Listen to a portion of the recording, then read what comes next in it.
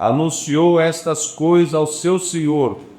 Então o pai de família, indignado, disse ao seu servo: sai depressa pelas ruas e bairros da cidade e traze aqui os pobres e os aleijados e os mancos e os cegos. Disse-lhe o servo: Senhor, feito está como mandaste, e ainda há lugar. Diga comigo, e ainda há lugar. Outra vez, e ainda há lugar. Nós não podemos pensar nesse texto como um convite que nós fazemos para alguém ir a um aniversário, a um casamento ou uma festa na nossa casa. Senão vai parecer que este pai de família era um homem muito radical, porque ele disse que nenhum daqueles que rejeitaram o convite iria participar da ceia. Era como se eu convidasse alguém para ir a uma festa na minha casa e a pessoa não fosse nesta festa e eu dissesse que nunca mais eu iria convidá-la para ir na minha casa, porque seria como uma afronta. Porém, na cultura bíblica do Oriente Médio, convidar uma pessoa para ir a uma festa, uma pessoa para o compromisso, e ela rejeitasse, como foi esse convite para o banquete, era como se a pessoa odiasse aquela outra pessoa. Era uma afronta, porque nesse período era um período de escassez, escassez de água, escassez de alimento. 63% de Israel era deserto, portanto, faltava alimento. O que este homem estava fazendo era repartir o seu amor para com esses convidados. Estava chamando-os para a sua casa, para que eles pudessem banquetear, comer do que ele tinha, daquilo que estava, para que os seus da sua casa alimentassem. Ele queria repartir. Ele fez uma grande festa, ele fez um convite. Era necessário também, quando se fazia um convite, fazer um cálculo das pessoas que iriam para esse banquete, porque não poderia faltar comida, mas o pior de tudo era sobrar comida. Era como se o anfitrião fosse o desperdiçador, e naquela época seria um caos para alguém que fizesse isso. Era comum se matar 4 galinhas para 8 convidados. Era comum se matar um cabrito para 15 convidados. Era comum se matar uma ovelha para 35 convidados. E era comum se matar o bezerro para 75 convidados. E era comum matar-se um boi para 100 convidados. Esse homem pediu para o seu servo fazer o convite, e esse não foi o primeiro convite, esse foi o segundo convite. Porque o primeiro convite foi para se fazer um cálculo de quanto ia ter que colocar de alimento na mesa. Eles prepararam, tiveram um trabalho, um preparativo para receber esses convidados. Mas quando chega no segundo convite, para falar com esses convidados, eles deram algumas desculpas, e algumas delas esfarrapadas, sem nexo nenhum. O primeiro disse: comprei campo e preciso ir vê-lo. Isso não faz o menor sentido. No Oriente Médio, para se comprar um campo, uma fazenda, demorava-se 1 ano. Primeiro olhava a terra, plantava nela para ver se ia produzir. Depois olhava ao redor se tinha alguém que estava querendo algum direito de herança. E depois disso, de 1 ano de tratativas, é que a pessoa comprava a terra. Ele deu essa desculpa. O segundo disse que ele estava com um compromisso. Ele precisava ver as juntas de boi. que ele havia comprado, ele precisava experimentá-las. Ora, quem compra um carro sem experimentar? Quem compra um cavalo sem ir ver? Ninguém faz isso. Primeiro se vê, primeiro se experimenta, para depois comprar. Ele deu uma desculpa também esfarrapada para não ir àquele banquete, àquela ceia. O terceiro foi o pior. Ele disse: eu casei e por isso não posso ir. Ora, qual impedimento tem alguém que é casado ir a uma festa? Mas, na verdade, quando ele fala sobre isso, ele usa o termo grego. Apesar do Novo Testamento ser escrito em grego, existe um matiz hebraico. Ele diz que nem cá. Isso quer dizer, eu casei com uma mulher. Outra coisa que não faz sentido, porque naquela época não havia casamento homoafetivo. O que ele queria dizer, na verdade, é o seguinte: eu tenho um encontro com uma mulher, por isso eu não posso ir. 3 desculpas para não ir àquela festa. Ele tinha dado a palavra que iria, tinha se comprometido a ir à festa, mas quando chegou o momento, eles pediram escusas para não participar desta festa. É como se Jesus dissesse para eles, Jesus estava num banquete para casa, e Jesus fez esta ilustração, contou essa história, e como se Jesus dissesse: olha, vocês gostariam que eu fosse no partido de vocês. Vocês até me chamam de mestre. Vocês gostariam que eu estivesse junto com vocês. Mas quando, na verdade, souberem que para entrar no meu reino é preciso renunciar-se a si mesmo, tomar a sua cruz e seguir-me, vocês vão me rejeitar. E foi exatamente isso que aconteceu. O plano aqui, nesta parábola que Jesus estava dizendo, era a respeito de Israel. Jesus, judeu, nasceu na casa de judeus, da linhagem de Davi, o Messias prometido, o Cristo ungido que haveria de vir. A Bíblia diz que na plenitude dos tempos, Jesus nasceu, isso é, no tempo certo, nem um minuto depois, nem um minuto antes, no tempo certo Jesus nasceu, judeu, filho de judeu, da linhagem de Davi, saiu fazendo milagres e maravilhas quando tinha 30 anos de idade. Primeiro milagre, multiplicação de água em vinho, e saiu fazendo benesses, curando os enfermos, dando voz ao mudo, audição aos surdos, dando pernas aos aleijados para que andasse, movimentação nas suas pernas, destravando até mesmo aqueles que têm o conceito da fisioterapia para aquele homem que há 38 anos estava em uma cama, não conseguia se levantar, andar, e quando Jesus o curou, ele levantou, tomou a sua cama e andou, não precisou de fisioterapia. Mas os judeus o rejeitou. Esse era o plano A. Cada um deu a sua desculpa. Viraram as costas para Jesus. Alguns diziam que ele expulsava demônio, por Belzebu. Alguns o acusavam. Eles faziam conluios para acusar Jesus. Escribas, fariseus, saduceus, querendo pegar Jesus em alguma coisa.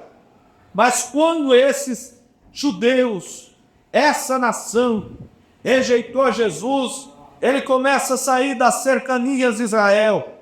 Ele vai para outros lados. E agora então, Jesus, como anfitrião, aquele que fez o convite, ele não iria ficar mal nessa situação.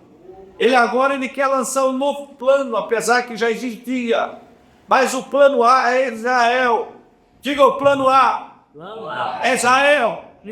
Mas eles Se rejeitaram. rejeitaram. Agora Jesus, ele lança o plano B. Plano B, ele disse para colocar aqueles que não estavam no plano A.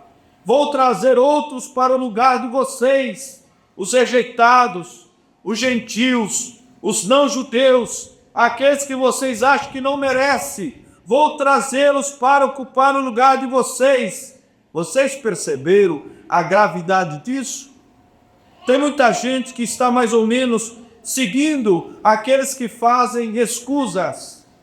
Quando está tudo bem, Jesus é maravilhoso, Jesus é especial, glória a Deus. Mas começa a vir alguma luta, alguma dificuldade, já não quer mais servir a Jesus. Já sai da casa de Deus, não quer mais servir a Deus. E é nessa hora que a pessoa precisa se apegar com Deus, porque as lutas vêm, as lutas passam, mas a vitória é daqueles que permanecem firmes.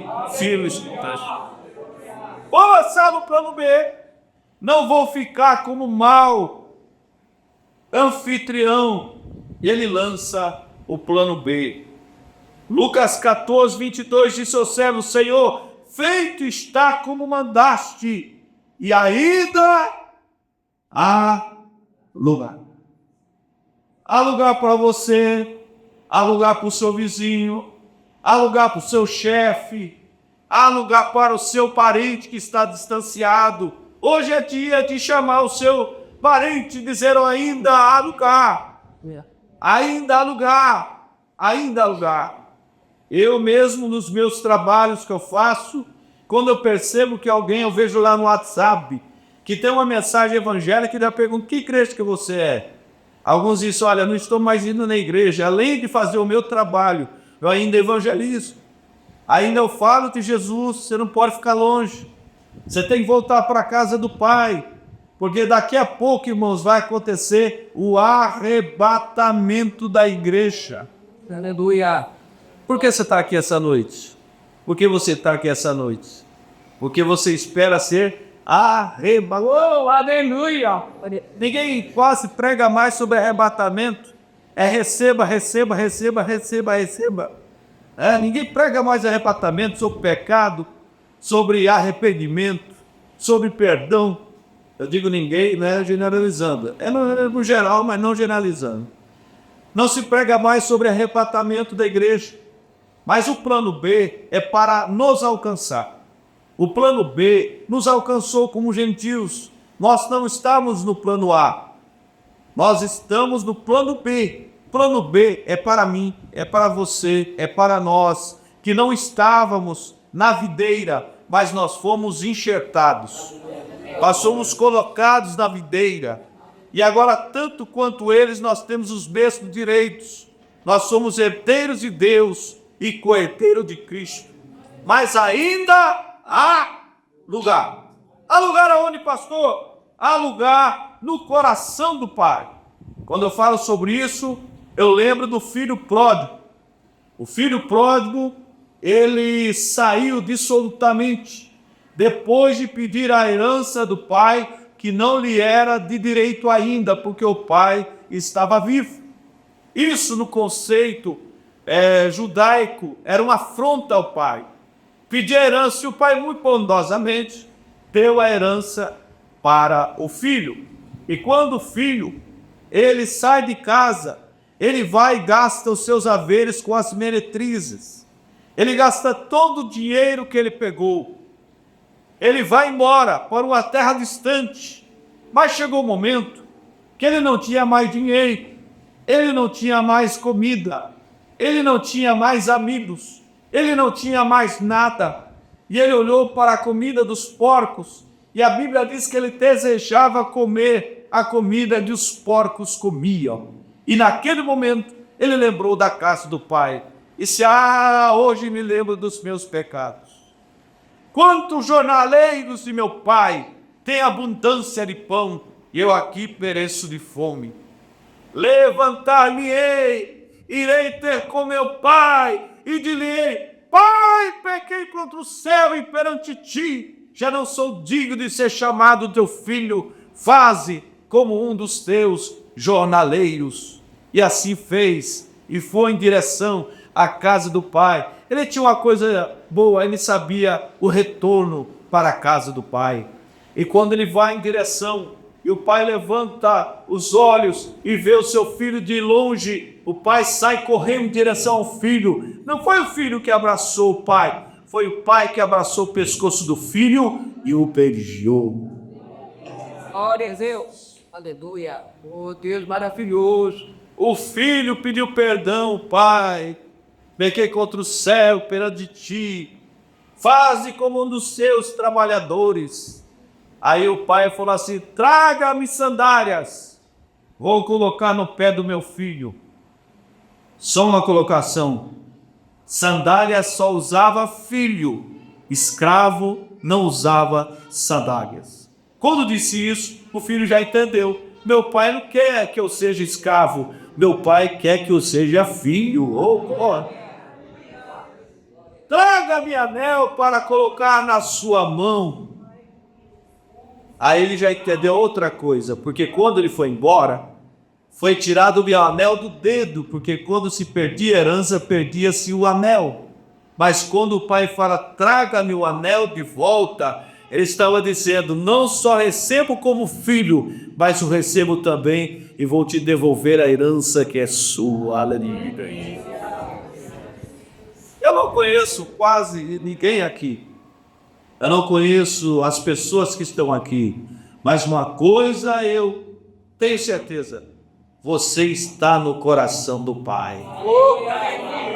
Deus não tira os olhos de você. Aleluia.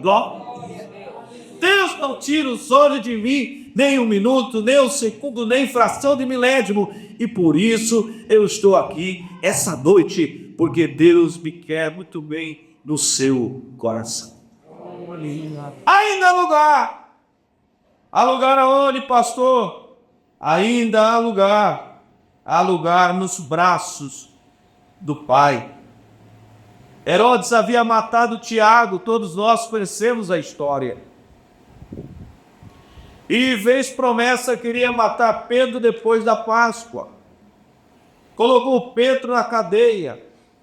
Colocou guardas dentro da cela, fora da cela, quartelos. Uma porta muito poderosa, trancafiado. E Pedro, como sendo homem de Deus, ele estava com a mente descansada. Ele não estava preocupado se ia morrer ou não. E Pedro dormiu. E a Bíblia diz que apareceu o anjo do Senhor e tocou em Pedro e disse, levanta-te, Pedro. Pedro acorda meio atônito, fica meio espantado. Imagine você estar numa cela e aparecer um anjo e mandar você se levantar. Mas quando Pedro está para sair, o anjo diz, coloca as alparcas nos pés. Anjo preocupado com a alparca nos pés.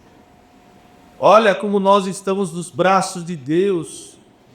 Às vezes você não entende, mas Deus se preocupa com cada detalhe da nossa. Glória, esse é Deus, aleluia. Às vezes você pensa que Deus está distante, mas Deus está muito perto. Deus está do seu lado, ouvindo até aquilo que você fala, sussurrando. Quantas vezes você já pediu a morte? Graças a Deus, entrou pelo ouvido assim de Deus e saiu pelo outro. Oh, Deus. Deus me mata! Eu já falei um monte de vezes. A luta vem, vai balançando, chacoalhando, querendo. Aquele vento vem solapando, destruindo. Você fala, meu Deus, para onde eu vou? Coloca a porta nos pés. Pedro, tá faltando uma coisa. Põe a capa, lá fora tá frio. Deus se preocupa entre aspas, Deus se preocupa humanamente falando. Ele tem cuidado por nós. Aleluia. Cada detalhe. Deus, ele vai suprir na sua vida aquilo que está faltando. Deus, ele vai dar aquilo que você está precisando. Porque a Bíblia diz que Deus concede o desejo do nosso coração. Ele fez isso para Salomão. Salomão estava lá preocupado, Senhor, como que eu vou reger esse tão grande povo? Me dê sabedoria. Aí o Senhor apareceu de madrugada e disse, pede-me o que queres que te dê. Isso é cheque em branco. Você quer? A gente vai pensar numa Ferrari, numa Lamborghini. Para quê, né? Tomar multa por aí. Salomão pediu sabedoria, ele podia pedir qualquer coisa. Deus deu um cheque em branco. Ele não deu só um cheque em branco para Salomão, não, para dizer que ele não foi acepção de pessoa, ele deu um cheque em branco para o mendigo que estava lá no caminho. Pede-me o que queres. Ele podia pedir dinheiro, podia pedir um monte de coisa, ele podia pedir uma capa nova, porque a capa dele já estava velha, já tinha jogado fora. Mas ele pediu o que ele mais precisava. Eu quero ver. Jesus não fez uma oração de 10 minutos, 10 segundos. Jesus falou assim: vê, a tua fé te salvou. Ele passou a ver. Ainda há lugar aonde dos braços do Pai. Ele pega a gente assim quando nós estamos na maior dificuldade e balança como se chacoalha um neném. E a Bíblia diz que ele ama muito mais do que a mãe. Mesmo que a mãe esqueça do filho que amamenta, Deus jamais esquecerá de ti. Aleluia, glória a Deus. Então você vai embora nessa noite para sua casa sabendo que você está nos braços do Pai. Aleluia, glória a Deus. Deus vai suprir as suas necessidades. Guardas do lado de dentro da cela, guardas do lado de fora. E o anjo sai com Pedro e Pedro seguindo. Mas tem uma porta imensa, uma porta que ninguém ultrapassa, trancafiada. Irmãos, esse negócio do controle remoto aí, irmão, isso é arcaico. Para Deus isso aí é arcaico. O anjo foi passando assim a porta, plá! E ele saiu do outro lado e o nome do Senhor foi glorificado. Ainda há lugar. Mas onde há lugar, pastor? Na presença de Deus. Você que aceitou Jesus está na casa do Pai. O segundo passo, quando eu era mais novo, era assim que acontecia. Apesar que hoje eu já vi o pastor João Bolso falar assim de idade, fiquei imaginando a minha idade. Não vou nem falar, viu? É mais de 40, menos de 60. Mas quando aceitava-se Jesus, a segunda coisa que se preocupava era batismo com o Espírito Santo. A pessoa aceitava Jesus, já ia buscar o batismo com o Espírito Santo. Aceitou Jesus, já está buscando o batismo com o Espírito Santo? Quantos aqui são batizados com o Espírito Santo? Levanta a mão. Tem muita gente que não é. Sabia que o poder de Deus é para a igreja? É para você que não é batizado com o Espírito Santo? A promessa já foi feita, já foi derramada, é só tomar posse? Eu, quando não era batizado com o Espírito Santo, eu ficava pensando, como será que vai enrolar a língua? E desde pequenininho eu ia para frente, sempre estive na igreja, eu ia lá, ajoelhava. E como que eu vou enrolar a língua? Aí um certo dia eu já estava em depósito, eu com 15 anos tocava na orquestra da igreja. Hoje está aqui meu filho que toca um sax, viu? Toca na orquestra, lá é americano. E eu fui na frente, estava o Jorge Araújo. Quem é os antigos conhece o Jorge Araújo, cantor. Jorge Araújo, ele lá, Paula. E eles convidaram os jovens para ir lá à frente. E eu fiquei meio resistindo ali na orquestra. A gente estava visitando a Assembleia de Deus ali em Cosmópolis. E me deu uma vontade de ir à frente, eu fui. Eu já tinha deixado depósito, mas naquele dia eu não pedi para as quantas com o Espírito Santo. E de repente veio um fogo assim, irmãos, e foi descendo assim no meu corpo.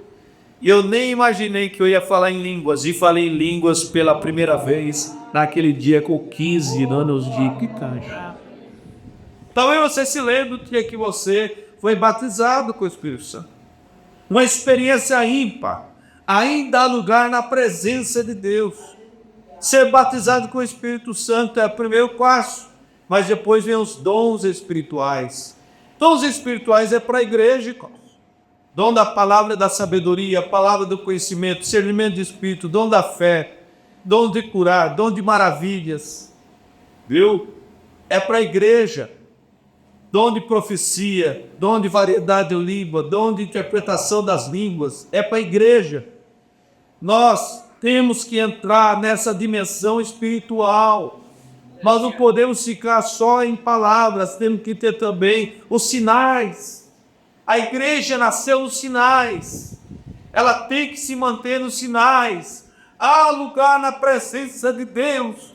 Aí você diz, pastor, será que Deus pode me usar? Pode! Deus pode usar uma criança. Deus pode usar um jovem. Deus pode usar um adolescente. Deus pode usar um ancião, que a Bíblia diz que na sua idade avançada ainda darão frutos. Deus pode usar. Deus chamou Moisés com 80 anos de idade. Viu, pastor? Deus chamou Moisés achou que já estava sendo chamado para morrer. Ele disse, não, Moisés, tira meu povo do Egito. E você vai discutir com Deus. Por que ele chamou com 40? Porque Moisés precisava aprender. Porque Moisés conhecia a ciência do Egito, mas não conhecia as lutas do deserto. Deus preparou Moisés e o chamou. Há lugar na presença de Deus. Há lugar na presença sobrenatural de Deus. Eu me lembro um dia que eu estava pregando numa igreja que eu era setorial, e um dos obreiros que tinha sido pastor de uma das igrejas estava ali. E de repente o Senhor falou comigo que queria novamente que o pastor Hilton voltasse a pastorear. E eu cheguei até ele e disse, pastor Hilton, o Senhor está te chamando, está querendo que você volte a pastorear. Ele começou a derramar lágrima, o seu pescoço começou a ficar assim bem, quando a gente está com algum sentimento, começou a arrepiar o seu pescoço, ele disse, pastor, ore por mim, eu sou diretor da usina Clealco, muitos dos projetos que lá existem, foi eu que fiz, e quando eu saio da empresa, eles ficam me ligando, porque eles dependem de mim, eu não tenho como pastorear a igreja agora, ore por mim. Passou-se 2 semanas, a filha dele ligou para mim e disse, pastor, pede para o obreiro vir até a nossa casa. Eu disse, por quê? Ela disse, porque o meu pai está numa cama, já faz 1 semana, ele não se mexe para nada, ele não consegue ir ao banheiro, e nós montamos uma cama na sala, e gostaríamos que o obreiro viesse orar por ele. Eu falei, pois não, pode deixar que eu mesmo vou até aí. Mas eu já sabia do que se tratava. Eu fui até lá, cheguei, a cama estava montada na sala, remédios na cabeceira, e eu olhei para ele, sentei do lado num sofá e comecei a contar a minha história da minha chamada. Eu falei para ele, cada vez que eu falava, ele começava a chorar. Eu falei, pastor Hilton, Deus também tem um projeto, senhor. Deus quer que o senhor volte a pastorear. Aí eu falei, eu posso orar por você? Ele falou, pode, pastor, orei por ele. Orei, sentei, daqui a pouco ele começou a mexer a perna direita. Disse, pastor, eu não estou sentindo dor nenhuma. Aí mexeu a perna esquerda. Disse, pastor, não estou sentindo dor nenhuma. Começou a mexer para lá, para cá. Aí ele curvou o tronco para ver se ia sentir dor, não sentiu dor.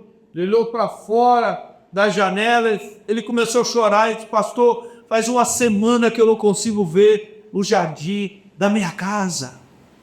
Eu falei, já que você já dobrou o seu tronco, se assente na cama. Ele se assentou. Eu falei, você está sentindo dor aí em algum lugar? Ele disse, não, pastor, não estou sentindo. Eu falei, já que você assentou, em nome de Jesus, coloca os pés no chão, levanta. Ele levantou e começou a chorar, chamou a sua esposa, a sua filha, foi uma choradeira ali e o nome do Senhor foi glorificado. Deus quer te usar para orar pelos enfermos, para colocar as suas mãos sobre os enfermos. Isso aí não é só para os obreiros, não, é para a igreja. Jesus falou para a igreja, em meu nome, colocarão a mão sobre os enfermos, em meu nome, em meu nome. Então existe ainda lugar na presença de Deus, aleluia, glória ao Senhor. Como eu consigo isso, pastor? Orando, buscando a Deus, pedindo a Deus em oração, participando de vigília, fazendo jejum, lendo a palavra, e o Senhor pode te dar, porque é para a igreja, não é para os anjos, não é para arcanjo, não é para querubim, não é para serafim, é para você que faz parte da igreja. E por final, ainda há lugar na casa do Pai. Jesus disse aos seus discípulos: não se turbe o vosso coração, crede em Deus, crede também em mim. A casa de meu Pai tem gente que faz uma salada disso aí, moço. Porque depois Jesus fala, se não fosse assim, se não tivesse casa, eu não teria dito, vou preparar lugar. Mas tem gente que fala, não, Jesus foi preparar lugar para nós. Aí eu começo a ver um Jesus que não tem nenhuma organização, ele ainda foi preparar. Então salvou hoje, Jesus vai preparar a casa agora. Faz uma casa aí, Angel, salvou mais um. Não é assim não. Na casa do meu Pai há muitas moradas. Já existe muitas moradas. E quantas moradas nem, pastor? Não tenho a mínima ideia. Eu vim aqui essa noite perguntar para o pastor João Augusto. Porque é assim, moços, a Bíblia fala que é 12 mil estádios. O comprimento, a largura e a altura. O que é isso, pastor? 2.222 quilômetros de largura. 2.222 quilômetros de comprimento, 2.222 quilômetros de altura. Você imaginou uma cidade de 2.222 quilômetros de altura? Eu estou morando ali no Flórida, eu estou no 7º andar, olhando lá de cima, olho o Carapicuíba. Eu até falei para a Nieta, eu não moro em Barueri, eu moro em Baruíba, que é Barueri e Carapicuíba. Você já imaginou uma cidade de 2.222 quilômetros de largura, 2.222 quilômetros de comprimento, 2.222 quilômetros de altura? Quantos apartamentos existem nessa cidade? A gente ouve falar assim, irmãos, eu vou te ver no céu. Irmão, eu já cheguei à conclusão que eu não tenho certeza disso. É tanta gente. Você não vê as pessoas aqui em Barueri. Imagine na Nova Jerusalém. A Nova Jerusalém não tem nada a ver com o que você conhece aqui de cidade, mesmo porque Deus não construiu cidade na terra, Deus construiu um jardim. É por isso que o jardim é perfeito. E a cidade tem um monte de problema. Quem construiu cidade foi Nimrod. A primeira cidade edificada no mundo foi Nimrod. Deus não construiu cidade, Deus construiu um jardim. A cidade que ele construiu está lá, mas a cidade que ele construiu é perfeita, viu? Lá não tem piche não, lá tem ouro. É pisar em ouro. Hoje tem gente que coloca uma pulseirinha, um negócio assim de ouro, já se acha. Irmão, os crentes vão pisar em ouro. Não é esse ouro aí, ourinho de meia tigela não é ouro 1000. Só no céu tem ouro puro, ouro 1000. Viu? É ouro. Vai pisar nas ruas de ouro. A cidade é de ouro. Aleluia. Glória a Deus. O murinho de lá tem 70 metros de altura, o murinho da Nova Jerusalém. 70 metros de altura. São 144 côvados. 70 metros de altura por 4.937 quilômetros quadrados. Rodeando toda a Nova Jerusalém. Tem 12 fundamentos de pedras preciosas. As mais lindas. As mais lindas pedras. Poderia ler aqui todas as pedras, mas não é a questão. Há o rio, chamado Rio da Vida. Viu? Lá no céu não tem morte não, é só vida. A morte nem existe lá. Não precisa luz elétrica. Não vai pagar luz elétrica, viu, pastor Ramos? Lá somente o brilho do rosto de Deus vai iluminar toda a cidade. Lá não tem noite. Não tem noite, eu não gosto de noite. Ixi, eu não vejo a hora de chegar o dia. Eu não gosto de dormir. Eu durmo porque eu preciso. Eu fico rodando assim para não dormir. Eu não gosto de noite. Eu vou para o lugar certo, irmão. Eu vou para lá. Estou encaixado lá. E lá é quadrado, viu, irmão? Não é redondo, não. O crente redondo não vai para lá, não. Tem que ser quadradão. Eu sou meio quadradão ainda, sou das antigas. Ainda canto ainda harpa, mas acho que é pecado, né? Enfim, isso quer dizer que vai lá que canta ainda harpa. Estou dando uma sugestão minha. Então, moço, você está preparado para ir para Nova Jerusalém? Irmão, lá não tem penitenciária, lá é tudo diferente. Lá não tem, existe penitenciária, porque lá não tem ladrão. Então, um bandido lá não entra, né? O único que foi salvo na cruz, né? Hoje estarás comigo no paraíso, porque ele clamou por Jesus, Senhor, lembra-te de mim, quando for para o teu reino. E esse reino foi inaugurado nesse dia, porque então ela saiu de Abraão, era embaixo. Aí Jesus subiu, levou cativo o cativeiro, e se hoje estarás comigo no paraíso. Jesus entra do ex-ladrão lá para no paraíso, para inaugurar. Você já viu que coisa maravilhosa? O camarada estava indo para o inferno. De repente ele clamou para Jesus. Somente clamar para Jesus, ele salva. Salva da perdição, salva do pecado, salva do inferno. Vamos lá inaugurar o paraíso. E inaugurou o paraíso, onde vão aqueles que morrem em Cristo. Foi inaugurado o paraíso. Mas o céu não tem penitenciária. Pode dar um amém por isso? Amém. Não existe hospitais, amém? Amém. Não tem doentes, irmão. Para que ter hospital?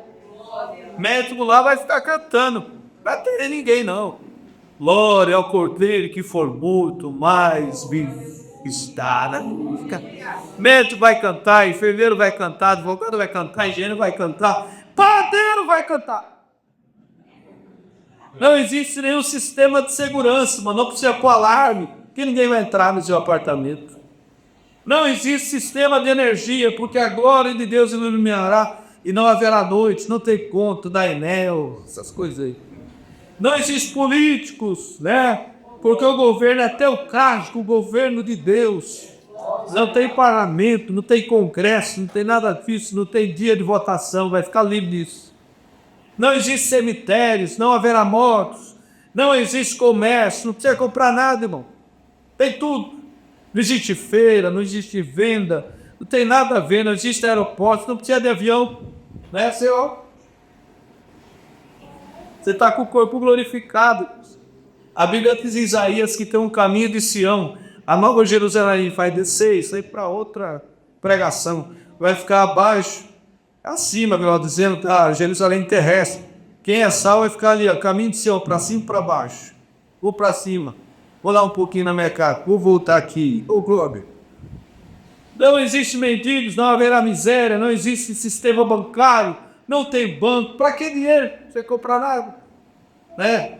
Nós já temos tudo preparado. Uma cidade enorme está edificada para nós, os seus servos. Ainda na casa do Pai. Aleluia. Eu encerro dizendo que nós, que somos do plano B, precisamos aproveitar este grande banquete. Num abrir e fechar de olhos, pode ser ainda essa noite. A Bíblia fala de 3 fusos horários. Fala do moinho, fala do campo e fala de dormir. 2 estarão dormindo. 2 no campo, 2 no moinho. Um será levado, outro será deixado. Muitas pessoas marcam o arrebatamento da igreja. Tem gente que ensina que haverá um grande avivamento no final dos tempos. Não é bíblico isso aí, irmãos. A Bíblia diz que por se multiplicar a iniquidade, o amor de muitos esquecerão. A Bíblia diz que se esses dias não fossem abreviados, a Bíblia diz que será uma surpresa, será como nos dias de Noé.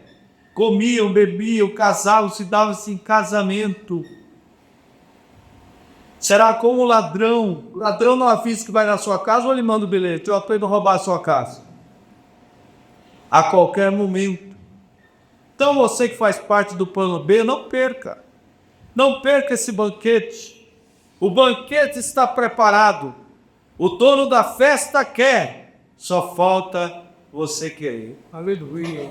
Só falta você fazer aquilo que Deus realmente te mandou fazer, obedecer a palavra de Deus, ficar firme na presença de Deus, porque Deus Emanuel.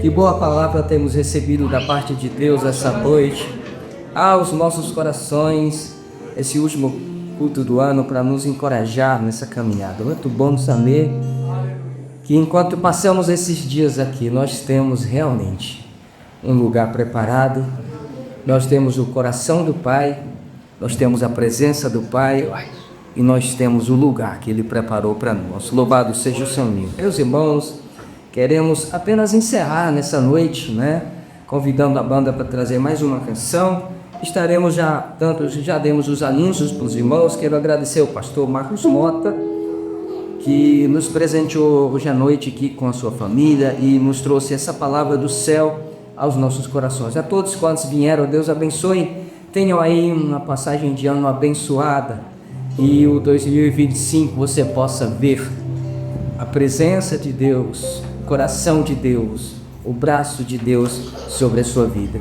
Você tem acalento, você tem o aconchego do Pai, do coração do Pai, no nome de Jesus. Vamos cantar? Vamos.